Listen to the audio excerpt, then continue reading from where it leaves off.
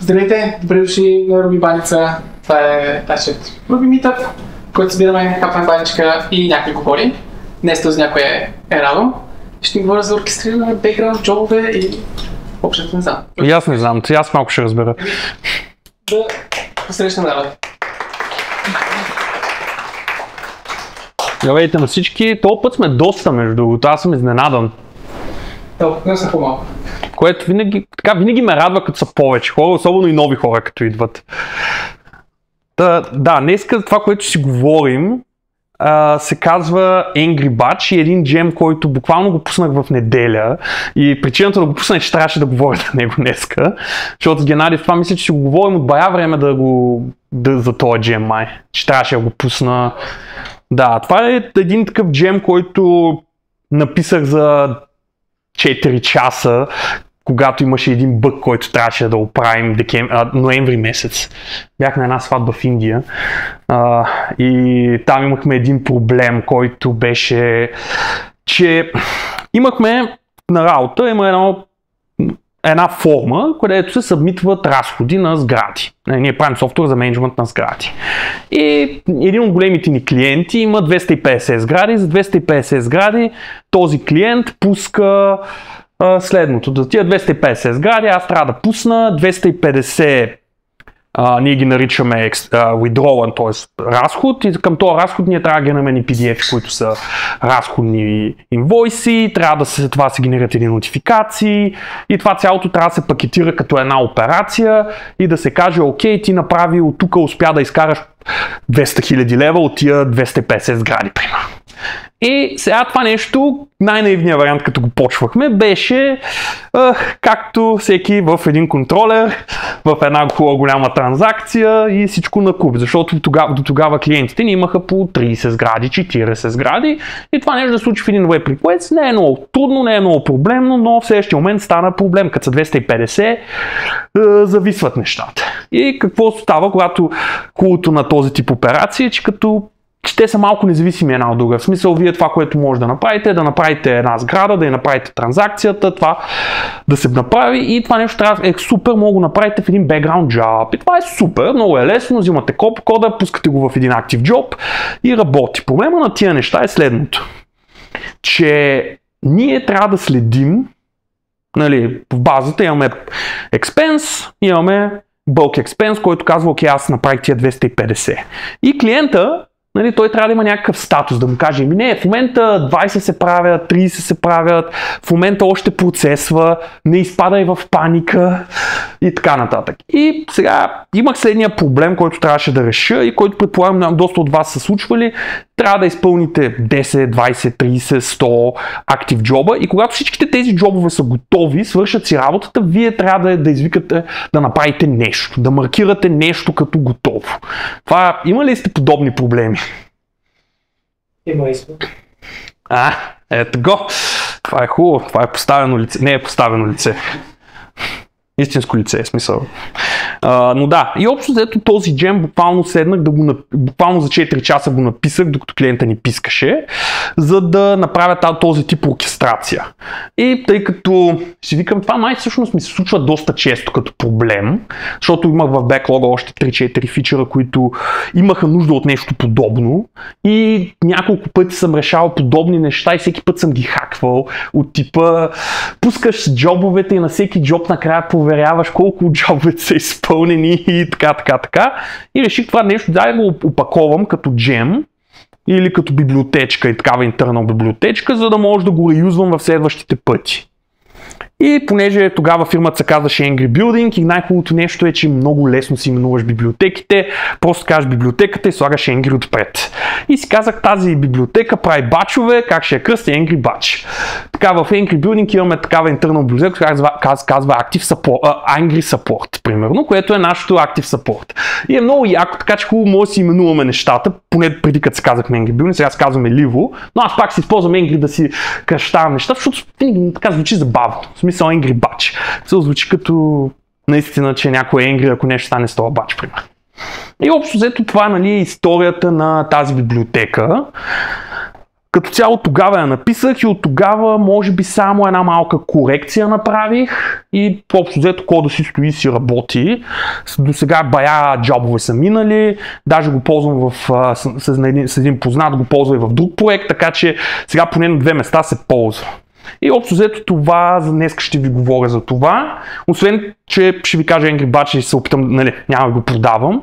Според мен е доста интересно да локтулна и през самия джем, как се шипва този джем, как работи. Аз шипвал съм други джемове през живота си, но това е всъщност първият джем, който примерно има актив рекорд миграция в самия джем. Как това нещо се тества, как това нещо работи. И така мисля да разцепя нещата за днес. Как ви се струва като неща? Супер. Добре. И между другото, който има въпроси, може да задава, да ме прекъсва, защото често казвам, нямам сериозен план. Обикновено, като презентирам, имам дълбоки слайдове. Днеска решавам да тестваме варианта, където го правим по-скоро като по-интерактивно.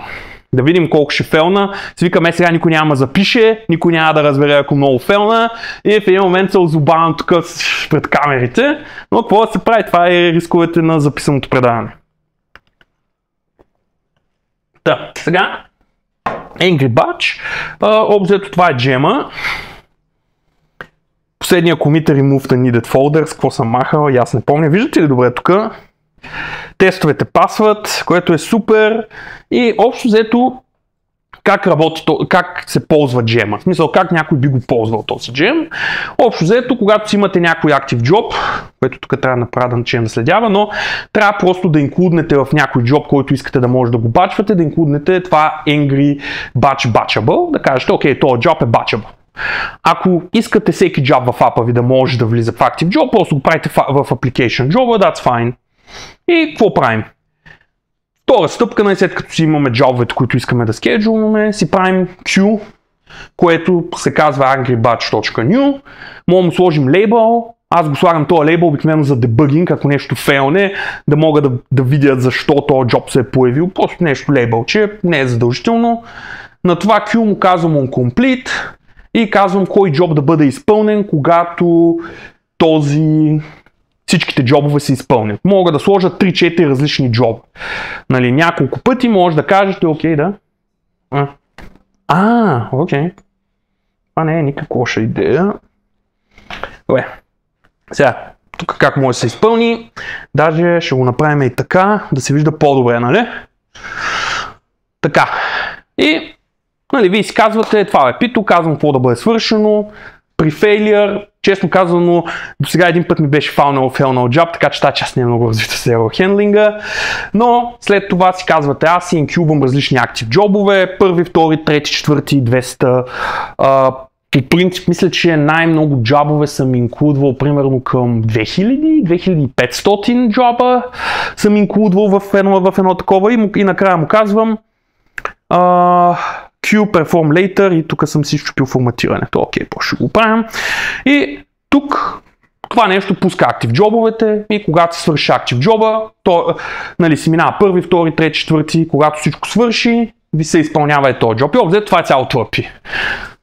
Максимално просто, максимално чисто, няма някаква магия. Едната по-голяма особеност е, че тъй като все още си нямам много доверие на тия джобове, съм си го направил да се клинъпват с друг джоб, който просто да минае да ги чисти, а не като се изпълнят. Това най-вероятно ще е първия ми апдейт, защото тък му като пишех джема си викам, това за cleaning job може да го скипна като задължителна стъпка, да го направя просто като опция на джема, по дефолт, като се изпълни един джоб, да се трие, а не да остава в историята. Да, то периода е тук, в Cleanup Jobs ги трие на определен период, след като джоба свърши, си има кога да бъде изтрита. Докато, в принцип, по-чистия вариант е просто да се трие като е готова. Просто, защото все още ми е интересно за Analytics, да си ги следя при мен, да си видя. До сега не съм виждал някакви проблеми, поне никой не ми е репортвал проблеми. Но да, и общо взето това е. Това е, не е нещо огромно, но все пак е 4 часа работа, не е нещо мейджор. Ето примерно как го използваме в, да кажем... Codex Така, да, когато всичките джобове се свършат, се вика on complete, ако някой е failnал, се вика on failure. Ако един джоб му ще щупят всичките му ретраи преди дискарда. Не, когато ще се дискардне. И ето, примерно, един пример. Нали. Примерно, да кажем, аз в нашия софтуер, не че това е истински код, аз ще покажа истински код при нас как го ползваме.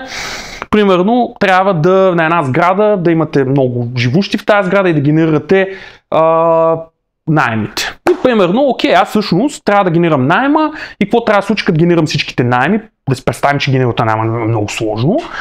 Аз трябва да генерирам един budget snapshot, т.е. да се каже, окей, това ми е цялата статистика за този месец, от толкова с найем се е генерирал, всичкото да си влезе в регистъра, понякога тия снапшоти могат да генерират PDF и документи и всякакво такова.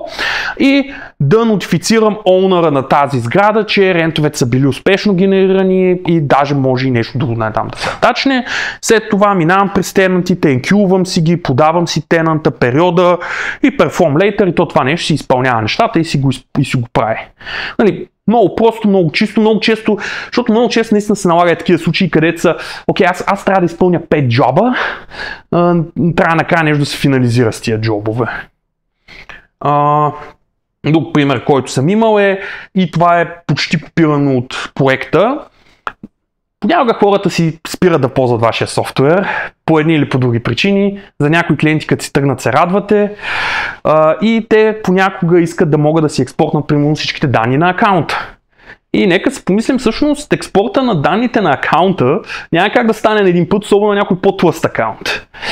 И примерно това, което може да се направи е да кажете, окей, аз искам да експортна, примерно да представим, че имаме проект, който менажираме проекти.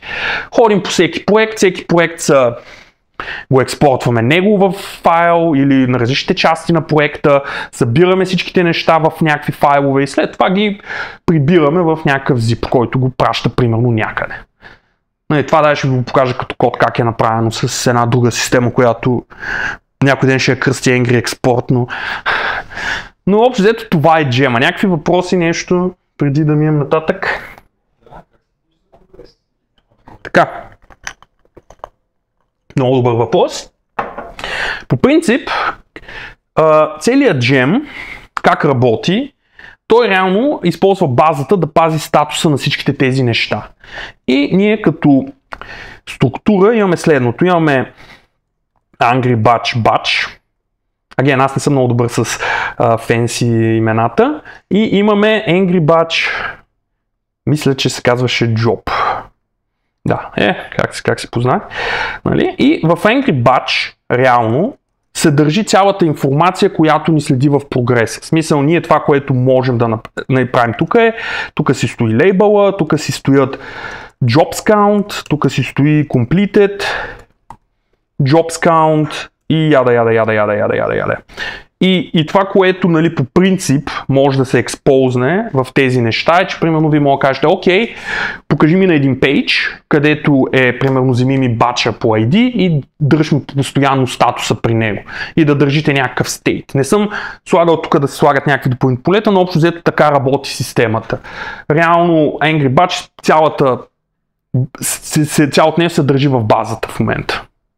И ако примерно ползвате нещо като SolidQ, може даже да го сложите в същото база, ако някой се занимава с нещо такова.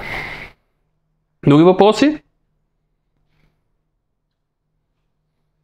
Добре, значи продължаваме нататък. Как работи това нещо? Нали, тъкмо е това, затегнахме тази тема. Цялото нещо всъщност се пази от таблици в базата с целият статус на тия неща. И това беше доста интересно. И това сега малко ще ви разходя из кода, защото честно казвам, на мен тази част ми беше интересна. Когато правите Angry Batch New, вие всъщност не инстансирате Angry Batch, а правите нещо, което аз го наричам Builder клас, който просто е по-така подредено, за да мога в Angry Batch да си дължа някакви по-конфигурационни методи, да няма нещо много такова. И в Batch Builder, това е този клас, който реално ви билдва всичките бачове. Това, което той прави е, че той какво прави? Създавам си един нов бач, който е с state scheduling. Аз в момента го скеджулвам. Нали, това, което може да се направи е, ако примерно нещо ви фейлне докато Java се скеджулва, вие може да правите различни неща с това. И един job, както казвам, има следните неща. Има label, state, complete handlers и failure handlers. Ще видиш малко по-добре. Да. Чай малко така. Упс. Сега виждате ли Така виждате ли? Да. И може би малко така. В принцип съм фен на дългите редове, така че... но, нали, той какво прави? Когато джоба си прави, т.е. проверя дали е persisted, когато си кажем onComplete е пълно с ексепшени, проверяваме примерно дали джоба вече е рънен, да не пробваме да скеджуваме нещо два пъти. След това, какво правим? Взимаме batch arguments error, ако active джоба не наследява нашия batchable и не е active job. Защото голямата магия на цялото нещо е това batchable, което реално го прави да може да се скеджулне цялото нещо. Като свърши един джоб, да се свърши нещо. Това беше най-интересното в цялото нещо. И след това какво се прави?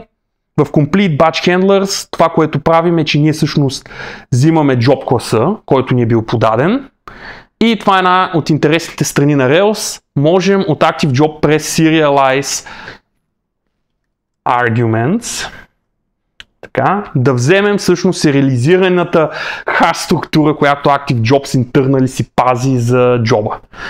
И идеята тук е, че ние по този начин, имайки тази информация, имайки класа и Active Job аргумента, който е като хеш, ние можем да репродюснем този job отново. И това беше втората най-сложна част в целия джем. Това да го разбера как се случва и да съм сигурен, че работи. CRR е абсолютно същия код. Enqueue-то работи малко по-различно. То, както казвам, гледа това batchable. Всъщност то гледа. Другото си казва, окей, това трябва да е active job, това трябва да е batchable.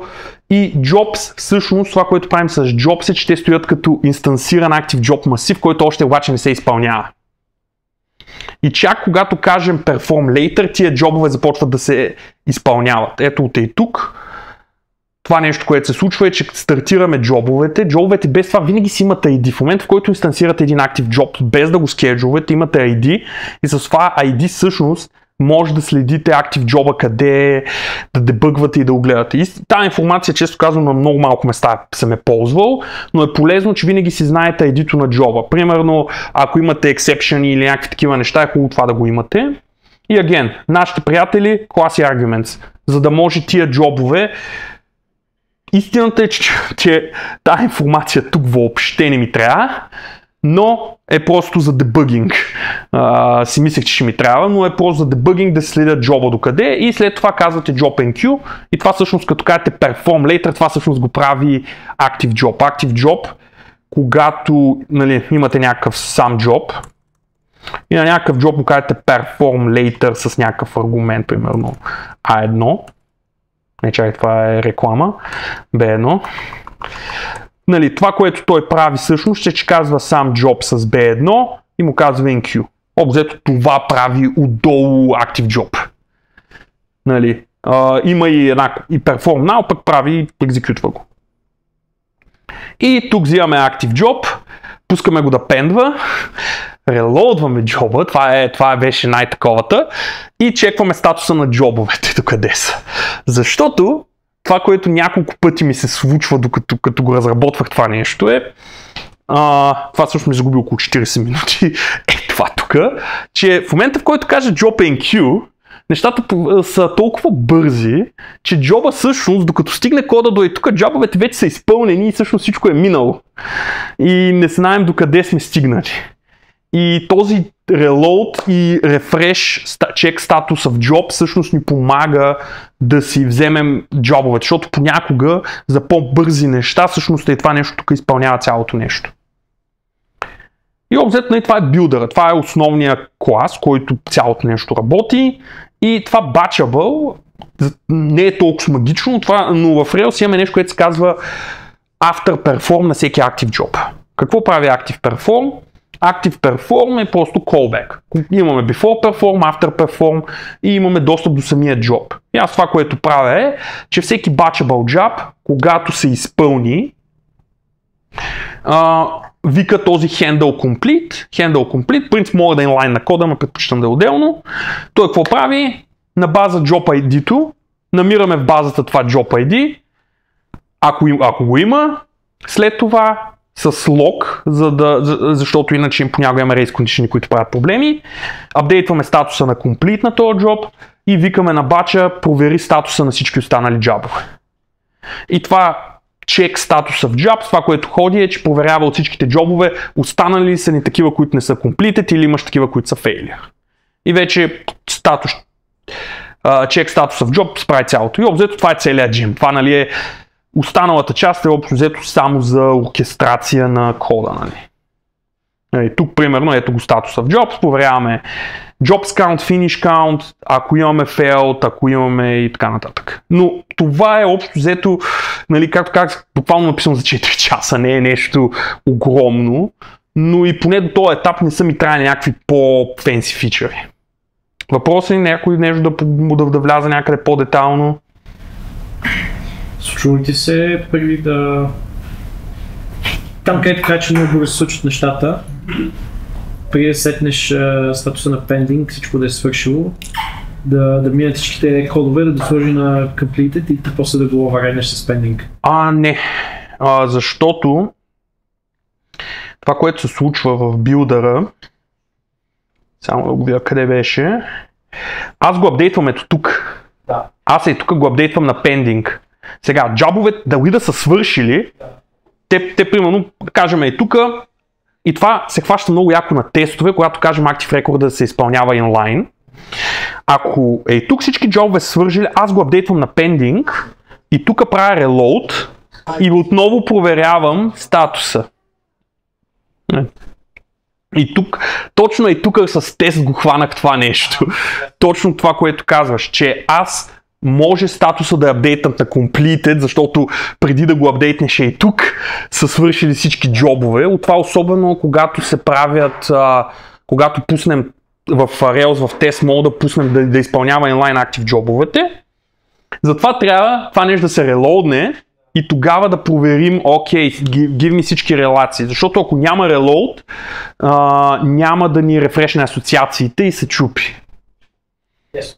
Нали, и заради това хваща точно този случай. Аз точно така го хванах с тестове, нали, защото нали, това, което е тук по-забавното е, ако се отвори, нали, целият билдър има доста тестове, нали, как цялото това нещо, нали, се работи, нали, с всичките му парченца и други неща. Всъщност още има бъг, ти просто го фиксаш много бързо преди това. Той няма бъг, то така работи. В смисъл, то не е бъг, то е... Не, бъг ако геймът към state transition.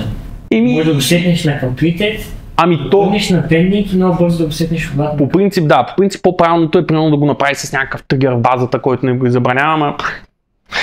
Да, просто много бързо ще го ходи. То проблемът е и друг. Проблема, който се случва, когато и по друг начин, поне аз не съм сетил да го правя, който да работи за всички бази, които имаме, е, че тук е следния проблем. Ако го пуснем в тест, окей, аз ще пусна 3 джоба и трябва тия 3 джоба да свършат. Нали? И обаче съм се тъпнал джобовете ми да се изпълняват инлайн, т.е. всеки джоб, който като му каже in-queue, той се изпълнява на секундата. Следва и какво се случва? Всеки джоб всъщност казва, complete. А реално не са скеджулнати всичките. Сега, може да се направи нещо, което да ги сетне, нали, да кажеш, окей, total number of jobs, който аз имам, е еди си колко. Нали? Но това значи аз и тук да преместя кода и да забавя enqueue-то. Аз искам enqueue-то да е максимално бързо. Защото, нали, единият начин, който го почнах в началото, бе следното. Правя нещата да са е така. Jobs create тук и enqueue е тук. Нали, всъщност кода, който преди го бях направил, първата версия, беше нещо но това не го комитна, защото ще е много embarrassing. Кода преди беше нещо такова. Нали, тук беше each whatever. Това беше първата версия. Тогава обаче това нещо, което се случва е, че аз искам джобовете да стават максимално бързо. Всякакво забавяне тук не ме интересува. Искам да е аз quickly, аз искам in-queue-то почти да случва веднага, защото аз съм експериментирал още като извикаш този метод, още тогава да пуска джоба, нали, преди perform later, нали. Просто защото исках джоба да е максимално бърз. Нали. Но този вариант беше, първата версия беше и така, искам добре сега, по-добре ми е долу да е. Нали, за да е искам максимално бързо да си изпълняват джабовете, защото на мен те са ми големия bottleneck в целия случай. И дори примерно enqueue-то и check статуса в job и финалния job да е, нали, малко по-забавен, нали, това е важното. Други въпроси? Аз не знам Rails Record, ама може би е ясно за колкото го знаете, но тези джобове sequential ли се изпълняват? Имат някакъв ред? Има ли някакъв concurrence, който може да сетнеш? Не, значи по принцип тези джобове ние използваме тази библиотека в Rails, която се казва Active Job. Active Job е за background джобове в процеси. Значи те реално какво правят тези джобове? Всеки джоб може да кажеш в кое queue да бъде изпълнено и ти имаш примерно 5 процеса, 6, 7, 8 хиляда, които просто си взимат джоба от queue-то и си го изпълняват. Реално това, което е, че тук примерно аз ще сложа 100 джоба, някои от тях примерно 10 ще се изпълняват непрекъснато и просто си тегли от queue-то. И тук няма, нали, то реално не е точно concurrency, защото е в повече пъти на различни машини. То не е на отделни сървъри, на отделни контейнери и така нататък. И това, ако имаш настройка, защото в принцип имаш някакви такива настройки, си ги правиш във всеки отделен джоб, си казваш къде да е. Защото готиното на това е, че тия джобове може да са в различни кюта, може да са на отделни, да бъдат изпълнявани от отделни кюта. Обзето всичко, което работи в Rails, се използва с тях. Error handling, всичко. Нали, това единственото, което ти гарантира е, като се изпълнят всичките, когато я се изпълнят, да ми изпълни нещо друго. Защото на мен това се оказа някакъв доста weird bottleneck. Нали? Така, други въпроси? Аз имам един въпрос, когато приключат другите. Може да питаш, да. Преди малко селекна Visual и няколко реда и ги премести всичките на куп нагоре. Как става тази магия? Чакай да видя, имаш преди това. Да.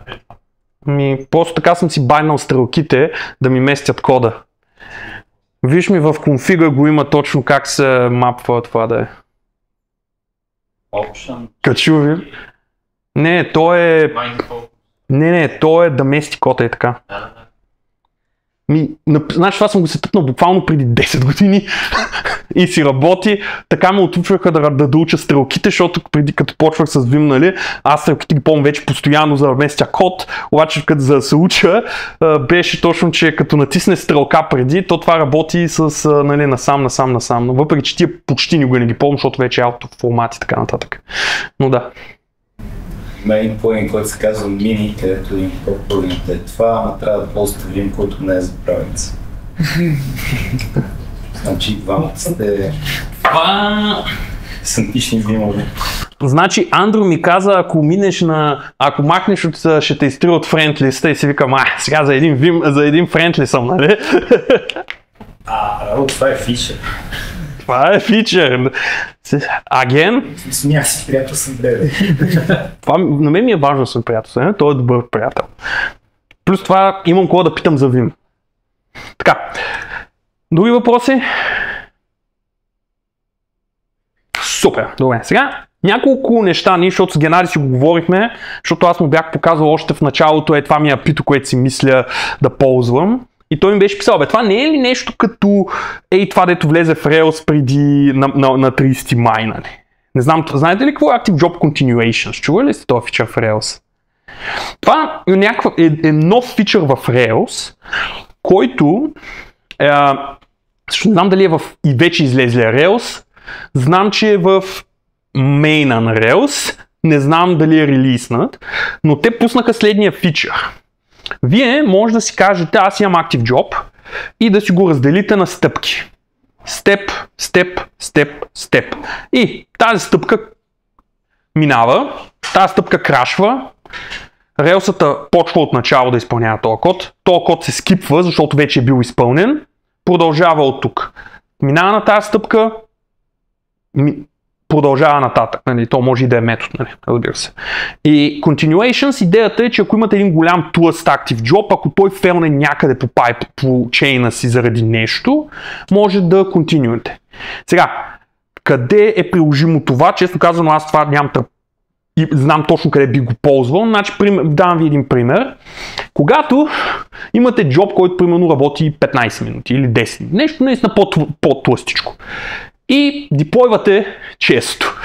Колко често тия джобове се рестартират, защото примерно сайдкика трябва да го спрете. Нали, вие да разчитате, че това нещо ще бъде източено. Или ако имате password, само за този случай се сещам къде това е полезно, но е такъв доста удобен метод. Не е точно като това, което аз искам, защото аз искам нещо, което да изпълни много неща в паралел и тогава да ги обедини. Но това е доста готин такъв релски фичър, който може би ще го ползвам в един момент, като е по-стабилен и поне са 2 версии, като му изчистят бъговете. Но те това нещо го вкараха точно с такива стъпки. Нали. Идеята е, като се изпълнява Active Job, ако фелне на някоя стъпка, като изпълнява кода, прескача всички вече изпълнени стъпки. Това нещо как се тества, ще го видим, но е такава готина идея, ако имате такива големи джобове и примерно, окей, файн съм този джоб да умре по средата, примерно, и с това да се рестартира. Нали, аз примерно съм имал такива процеси, където примерно трябва да изпратим 1 милион нюслетъра и аз трябва да скеджу на 1 милион джоба, за да излязат тия имейли, ама примерно като рестартирам някой от сървърите или нещо, някой деплойне, почваме от начало, трябва да се проверява, докато тук може да се каже, те си имат тази такива каунтери, които си казват, аз имам курсор, който се вдига и докъде е стигнал по курсора и така нататък, така нататък. Доста е готино, но не решава същия проблем. Аз викам, сега мога ли да ползвам нещо от Rails и да изтрия доста код? Нали? Ама не. Това може да се ползва за други неща, но нали, това е нещо, което е така част от Rails. Доколкото разбрах, Sidekick имат проблем да го имплементират и нещо бяха ядосани, имаше някаква драма по темата. Ама, I don't follow драма, too old. Но това е нещо, което е доста по-различно. Друго нещо, което наскоро излезе е този човек, предполагам, си го спомните от RubyConf, от Ruby Mobile Canada. Стивън, с него сме говорили заедно на 6 конференции подред. Се засякахме с този пич. И той има едно нещо, което се нарича Active Job, което прави нещо подобно на това, което прави Rails-ата. Прави нещо, което го казва workflow, където може да умре някой от тия workflow, но нито един от тия workflow не се изпълнява паралелно. Защото е буквално в един код, просто къде го рефрешва. И неговия Active Job е той казва на теория е по-durable с яда. Има си... Той си го описва. Да, той прави някакви... Той е готино, аз съм го гледал да ги го сложа малко, апито ми е дървено. Нали, готино е, но не съм имал use case още за нещо такова. За някакъв по-такъв. Аз се представям, че друг use case тук. Use case според мен е да събереш много джобове, които до сега хората са ги правили окей, наредия този джоб, който като приключише скейт. Да. То идеята на тия степове е, че нали, ние по принцип точно това правим. Искаме много малки джобове, обаче като се изпълни един джоб, скеджваме втори, трети, четвърти, пети, но идеята е да имаш чейн от джобове, а не примерно гора от джобове. Нали, аз примерно, моята кариера много често ми се налагало, си спомням едно място, където примерно Angry Bat ще е мега удобен, преди години имахме в един от продуктите имахме следното. Даваш ни, събмитваш продукт в компанията и ние пускаме мисля, че 5 или 6 различни скрейпъра, които трябва да ти хванат информация за този продукт, за да създадем профил на този продукт. Като фичъри, като някакви такива неща, това преди LLM-ските неща. И всеки от тия системата се казваше Spider и тя общо взето ходеше и пускаше едни active джобове да взима информацията. И имаше супер много код да оркестрираме, че трябва да ти минат 10 скрейпъра, за да изпълниш накрая един финален скрейпър, който от всичко, което е скрейпнато, ти прави един изчистен профил на цялото нещо. И примерно нещо като Angry Bat ще да реши този проблем и да махне цялата тази тежка логика около цялото това нещо. Нали, това е един от примерите. Така, други въпроси, коментари? Да, ще да се казва Кити Бач. Не, може би, не, Кити Бач не звучи добре, но примерно не е някакъв пън с котки, с група от котки. Кити Банд, Кити Ганг. Нещо шеш да нямаше, да, шеш да е Кити Бач, Енгри Бач звучи по-добре. Кити Бач, ако беше тогава, този джем може би шеш да се казва... Да, но Кити Груп. Не. Може пак да се казва Angry, защото съм се ядосал толкова, колкото не съм измислил хубаво име. Нали? Но да, общо взето това е, нали, един use case. Нещо, което ще да говоря за джема. Значи, нали, като джем, буквално за пак един час ми отне целият джем да взема кода, да го копи-пейсна тук, да изчистя тестовете. Най-досадното нещо беше, че трябваше да направя генератор, който да генерира миграцията, която да генерира базата и таблицата. Защото все пак тук имаме бекенд код. Сега, още не знам как се хендъл, когато трябва да правя промени по схемата. Не ми се е налагал до сега да правя промени по тази схема, откакто съм се тъпнал. Някой път ще апдейтна, когато трябва да видим какво ще правим с това. Някой трилските джемове имаше нещо като Active Storage ли имат някакви игри. Кажеш по фрейк таск и караш хората да пускат, общо нещо. Това е нещо такова, то по принцип. Нещо, което е удобно е да имаш някакъв, нали, ти, като кажеш примерно install, аз това го гледах в Solid джемовете, като направиш install, проверяваш дали вече има миграция, която се казва Create Angry Batch Tables. Ако има такава миграция, правиш апдейт на миграцията и търсиш по версии. Примерно, апдейт 1, апдейт 2, 3, 4, 5, 6, 7 и така си казваш, ето като ти кажа install и вече примерно имаш само примерно Create Angry Batch Tables, инсталираш апдейт 1, 2, 3, 4, 5, 6, 7, 8. Ако нямаш, просто инсталира последната версия. Нали, просто имаш такъв като fork. По-досадното е как да кажеш на хората, като си апдейтна джема и тук, нали, има такива post-install меседжи, които можеш да направиш. Не знам, това е само теоретично. Да се надяваме, че скоро няма да апдейтвам схемата. Но това беше една по-особената част. Нали, тук като се прави теста също е доста забавно, тъй като нали, за да го тествам това нещо ми трябва база от данни и се замислих всъщност и това, което направих тук е spec helper ми казвам Active Record Base Establish SQLite 3 in Memory. Даже не ми трябва и файл и си пускам окей, тук колекшена ми е SQLite, пускам си директно in Memory, когато си пускам теста. Тук какво правя? Зареждам си всички миграционни файлове от темплейтите, екзекютвам ги, за да може буквално като си пусна тестовете е на празна база, тази празна база си изекютва и миграцията даже, се тъпва си базата и след това вече си работи в SQL SQLite база и примерно като се направи и спек, баме така се минават тестовете супер бързо. Не, те не са толкова много, но готиното е, че така се тествам и миграцията, че работи, базата ми, че е там и нямам никакъв storage, примерно нямам някакъв SQLite файл, който трябва да го държа там. Нали. Сега сетих, че всъщност май в логовете се пише, не се пише в логовете, защото Rails логъра не се тъпнат, но нали, това е тази по-интересна особеност, когато има някакъв такъв джем, който ако ви се налага да правите джем с база, което е някакъв такъв хубав номер. Така, още нещо? Въпроси? Great. Сега, да ви покажа малко как всъщност го ползвам това нещо на практика в по-истински код, нали? Защото демо код, да си представяме код е много яко, но нека го покажем някъде, където е все пак в нещо, което е в истински project. Сега. Ако влезем тук, имам нещо, което се казва Export Account. Не. Print Batch. Сега. Това е един патърн, който също ми се наложи. Е в... Трябва да пусна bin... Да пусна малко сървъри. Като пуснем localhost. Сега, имаме такива други казуси, които...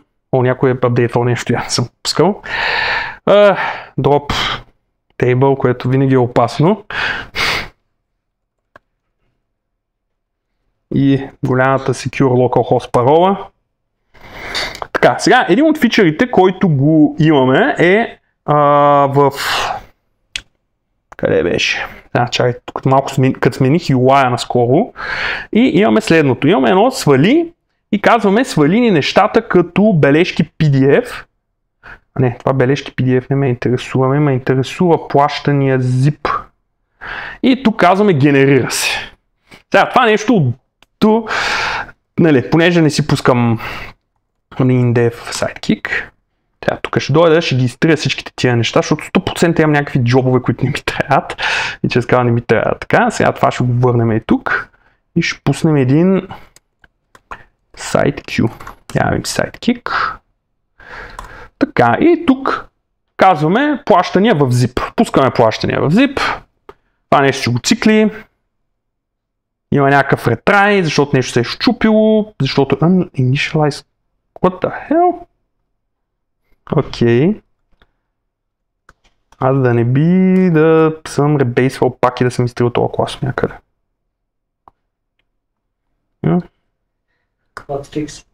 Hotfix, да. Това е рисковете на живото предаване. Това е като си пускате някакви работи и не сте си ги гледали. Което ми е много интересно, защо не се сетил какво е Initialized Constant Export в job, който се казва Task Export, което е мега интересно. Я видим сега. Това. Тип job, да. Аз ще ви покажа какво да после това някой да път ще го правим локално. Сигурно е нещо с namespace-овете, пак съм се оплел. Autoloading, докато на Sidekick с 4-те. Да, защото като пусне Sidekick, той не се... Да. Не, SolidQ не можа, не ми трябва. В смисъл, още ми е експериментов и пробвах в един сайт project да го се тъпна и не можах да го накарам да ми е в primary базата и трябваше да имам две бази и към за какво са ми две бази, по време да имам Redis, който съм свикнал, че работи. Да, ма той беше сайт project, който буквално има трафик. Нали, в смисъл, просто не можах да го настроя в един проект. Може би за production, може би меква се. Като стигна след 5 години до 10 милиона потребители, какво ще правиш? Ще си наема някой да разцепи базата. Защото хубавото на нещо като Solid Job е, че едно от тия неща, където не мога да преместите в друга база, като ви трябва. В смисъл, не е нещо, което е такова. Но да. Но това, което исках да ви покажа в този експорт е следното нещо. Имам ако се влезе на Transactions контролера, и да, сега може да поседим защо това нещо се чупи в Development, което е много интересно.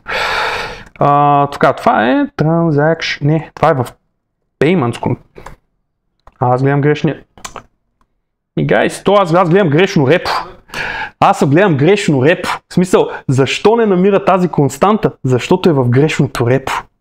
Защото съм пуснал Sidekick в някакъв друг проект, а не в това. Ето сега, като го пусна Sidekick-а. Това е като не гледате тук. Аз като не гледам, нали? Ето го сега, като пуснем плащания в zip. Ето сега се пуска. Ето ги сега. Се изпълниха джобовете, като се влезе ето тук, ето ги документите и ето ги тия документи като PDF-и. Нали. Сега, по-интересното е, че пълно имаме и следното нещо, където е тук. Можем да вземем... тук имаше ограничения, аз сега се сетих в UI. Защото някои хора просто имат твърде много транзакции в Excel. Това трябваше ли да има крайна дата, примерно? Я го видим. Това е един от тия фичъри, дето никой клиент не се усетил, че на едно от място трябва да има... то беше във фактури, да бе. Значи, тук имаме PDF копие. Оригинал. Сега това цикли. И накрая ви генерира един PDF, който е 34 страници. Някои клиенти правят по 500 страници PDF, който отиват и натискат принтър и чакат принтъра да ги спринтира всичките, за да ги дадат на счетоводството. Сега, нали, болка, ама клиента го иска и това е един от килър фичерите. Те това няма и как колко се кефят на това нещо. В смисъл, нали, да можеш тия PDF-и, нали, представете си имате PDF-и от фактури и те искате просто тия всичките PDF-и да ги обедините в един PDF и да го принтирате това нещо. Нали. И смисъл това нещо задължително трябва да си е на background процес. Смисъл, нали, това нещо си трябва на background job. Нали. Няма как да стане просто Нали. Обединяваш PDF-те с браузър или с там тулче? Има един Combine PDF Gem, който просто взима PDF-ите и просто ги смушва byte-wise. Нали. Сега, тук всъщност, мисля, че тук даже не ползвам AngryJob, тук просто искам да ви покажа една от системите, която имам за експорт. И ако влезем на Payment Document Controller, ако влезем и тук, имам нещо, което се нарича Redirect to Export, тук казвам с кой клас да експортне и това нещо минава в Job. Сега, това, което исках да ви покажа с да ви покажа първо експорт системата как работи и как върху тази система съм билднал отгоре да работи с Angry Batch. Защото готиното на цялото нещо е как всъщност имах няколко системи, които просто ги обединих без да мисля много. И си личи, че не съм мислил. Нали? Сега, значи имам една система за експорт, която как работи системата ми за експорт. Ако искам, примерно, и тия същите фактури, които сега ви ги показах, да ги експортна като, примерно, в някой счетоводен софтуер, примерно в Excel. Искам като в Excel файл да ми ги експортна всичките. Това е супер лесно, просто се експортат някакви тестови фактури. И това как работи, имам си един namespace, който се казва експорт, който в не всеки проект го има, само в моите проекти го има. И имам експорт Excel, примерно. И примерно тук съм казал, примерно експорт Excel и това нещо се казва и Invoice Profit. Нали? И тук общо взето Extend Self Model, функция call, която приема някакви документи и връща Excel. Нищо сложно, връща ми експорт файл Excel, експорт файл ми е един къстъм файл, който имам един метод в контролера, който се казва Download Export, който зависимо от файла връща го по правилния начин, траква, че този файл е бил свален, от кой юзер го е свалил, за да имаме paper trail за всички тия неща. И тази система беше много яка, до момента в който ми казаха точно е това за обединяването на PDF-ите. Помислете си, примерно 500 PDF-а, как трябва да отидем до S3, да ги свалим, да ги обединим и да ги върнем на клиента. И това нещо трябваше да се изпълни в background job. Нали? Както аз много си обичам всичко на background job. И аз какво реших да направя? Реших да си направя export task. Това е един модел, който да ми траква download на някаква задача. И export task какво прави? Тя приема модул, който да експортне данните, аргументите на този модул и това нещо го изпълнява в един background job. Взима този файл, резултата го слага в S3 и има един джоб, който ги чисти тия неща на някакъв период от време. Нали? Това са експорт джобовете. И аз имам този хелпър, който се казва Redirect to Export, който казва ети експорта, ети параметрите на експорта, редиректни към експорт задачата и си цикли там. И в момента, в който стане този експорт, просто редиректвам юзера към експорт файл. Чиста работа, това нещо е екстеншън върху експорт системата. Геннади малко объркан. Аз си мисля. Да, ще кажа. Не съм. Ако има общо тук, 100%. Не съм тук, да. Окей. Да, но идеята, нали, беше как примерно имам този експорт система и върху тази експорт система примерно съм сложил ActiveJob отгоре. И сега в момента всичките ми експортъри, тъй като те не са някаква особеност, примерно ако реша, че това е твърде голямо, мога просто да кажа, окей, просто вместо да го викаш експорта като download, като нали, генерира ми експорт, download, не ми го, а просто ми го направи като redirect to export.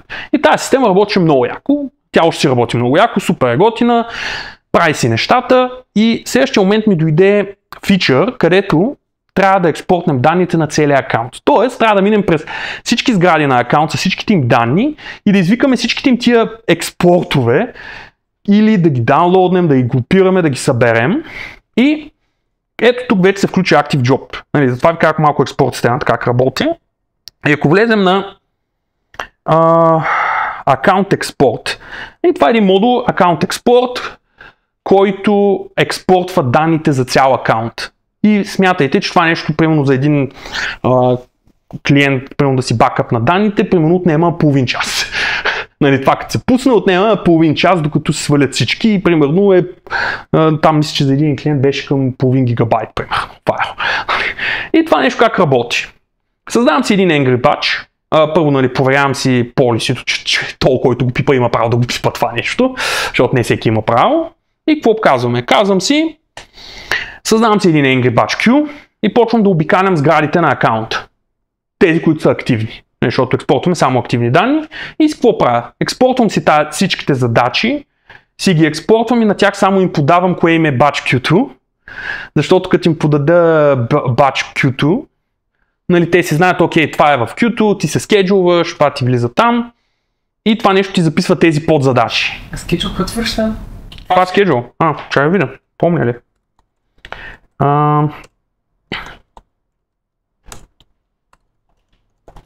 Значи schedule, това нещо, което връща schedule, е, че той ти връща active record, която ти е задачата. Таска, който е за сваляне на нещо. И разликата е, че ако има параметър batch queue, той просто или му вика export task chap perform now, или ме schedule в това queue. Нали? И просто по този аргумент ние знаем дали този job е one-off или то е част от някакъв по-голям тежък процес. Нали? И тия събзадачи ние ги събираме. Ние скеджулваме неща като транзакции и такси. Нали? Това са им важните неща на клиентите. Събираме го това нещо в една финална задача, която е генерален експорт, който се казва export task zip, който по принцип го ползвам на 7-8 места, този export task zip, който просто има сборище на задачи, защото всяка задача е просто един файл и ги групира в zip, нищо повече. И това му казвам, че е complete handler на ActiveQueue и му казвам done. И това нещо, за да се имплементира, няма почти никаква промяна по core системата ми. Нали? В смисъл, когато някой каза, искам да експортна данните, тъй като имах тези летящи парчета като експорт задачи, които да се изпълняват background джобове, като имах Angry Batch, беше много лесно да комбинирам тези парчета, защото просто апитата им са много прости. Нали, това е един от примерите, където, нали, затова този джем е малко такова като SwissArmy, като лепило. Просто свързва такива различни патърни, които могат да се комбинират сами. Защото, примерно, и тук аз комбинирам 4 всъщност, но основните са двете системи, които имам. Системата ми за експорт, която въобще не знае, нали, ActiveBatch какво е, и ActiveBatch, който пък въобще не се интересува, че има експорт, защото е generic gem. Нали, по този начин, нали, много често започвам да виждам точно места, където имаме нужда от такава оркестрация, да се изпълняват някакви джобове и да се съберат.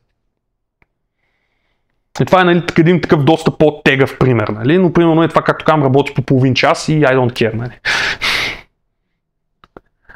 И другото е, че, нали, много от тия джабове могат да са в различни кюта и така нататък и накрая всичко се чака. И обзето това е. Някакви други въпроси, коментари? Няма, може да... Аз по моя план имам ли не, аз също нямам план, така че... Може да хапваме и да си говорим с Радо извън записа. Сега да почна да spill the beans! Да почнем с истинските въпроси. Добре, да благодарим на Радо.